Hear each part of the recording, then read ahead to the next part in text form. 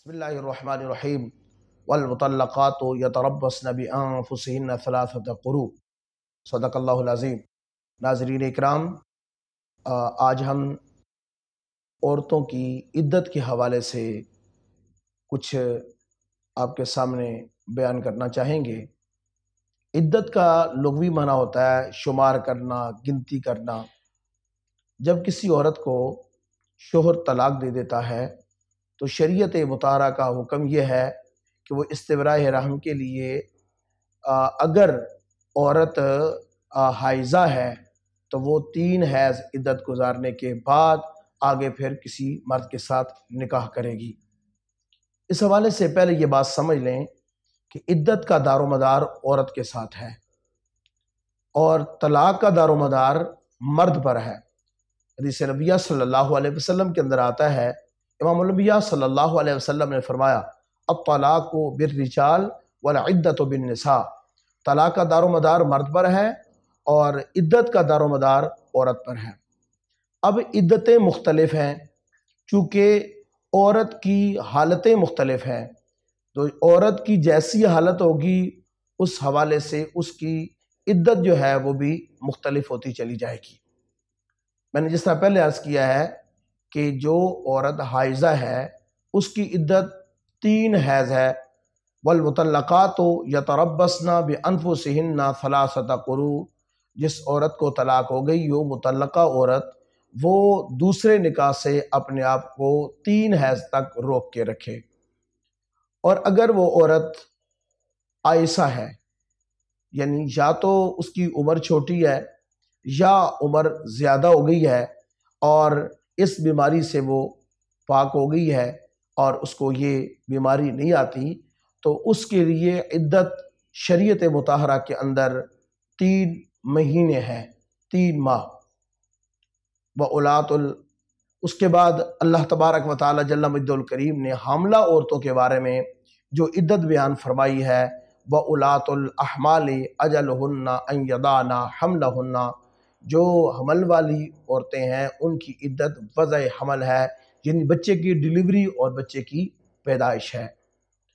اور جس عورت کا شوہر فوت ہو جائے اس عورت کے لیے شریعت مطہرہ نے عدت بیان کی ہے، اگر وہ حاملہ نہیں تو 4 ماہ 10 دن۔ چنانچہ رب العالمین جل مجدہ الکریم نے ارشاد فرمایا والذین یتوفون منکم ویذرون ازواجا یتربصن بانفسہن 4 اشہر وعشرا، جن کے شوہر فوت ہو جائیں وہ عورتیں 4 ماہ 10 دن عدت گزاریں۔ اور اگر وہ حاملہ ہیں تو اب ان کی عدت 4 ماہ 10 دن نہیں ہے بلکہ وضع حمل ہے۔ قرآن کریم کے اندر اللہ تعالیٰ جل مجدہ الکریم نے ارشاد فرمایا وَأُولَاتُ الْأَحْمَالِ أَجَلُهُنَّ أَن يَضَعْنَ حَمْلَهُنَّ، حمل والیوں کی عدت جو ہے وہ وضع حمل ہے، یعنی بچے کی ڈیلیوری اور پیدائش ہے۔ اب بچہ شوہر کے فوت ہونے کے بعد 1 ہفتے بعد پیدا ہو جاتا ہے، 1 مہینے بعد پیدا ہو جاتا ہے، یا 6 مہینے بعد پیدا ہوتا ہے، یا 8 مہینے بعد پیدا ہوتا ہے، تو اب اس کی عدت 4 ماہ 10 دن نہیں بلکہ اس کی عدت بچے کی ڈیلیوری اور پیدائش ہے۔ تو لہٰذا عدت کے حوالے سے یہ ساری باتیں ذہن میں ہونی چاہیے۔ ایک دوسری بات بڑی ضروری بتانا چاہتا ہوں، وہ یہ کہ عورت عدت کہاں گزارے، اس کو عدت کہاں گزارنی چاہیے۔ شریعت مطہرہ کے اندر اللہ تعالیٰ جل مجدہ الکریم نے حکم دیا ہے کہ جن کے شوہر فوت ہو جائیں یا جن عورتوں کو طلاق ہو جائے لا تخرجوہن من بیوتہن، انہیں ان کے گھروں سے نہ نکالو جب تک وہ کوئی کسی کھلی بے حیائی کا ارتکاب نہ کر لیں۔ تو اب عدت کی مدت جو ہے، جو طلاق کی عدت ہے، اس میں شوہر پر لازم ہے کہ جتنے دن وہ عدت کے گزار رہی ہے اس کا نان نفقہ، اس کا خرچہ شوہر اٹھائے گا، یہ شوہر کے ذمہ لازم ہے۔ لیکن ہمارے ہاں حالات کچھ مختلف ہوتے ہیں، جب کسی عورت کو طلاق ہو جاتی ہے تو فوری طور پہ سامان اٹھایا جاتا ہے اور بہت جذبات کا مظاہرہ کیا جاتا ہے، وہاں اس گھر کے اندر ماحول کشیدہ ہوتا ہے جس کی وجہ سے اس عورت کا وہاں رہنا مشکل ہوتا ہے۔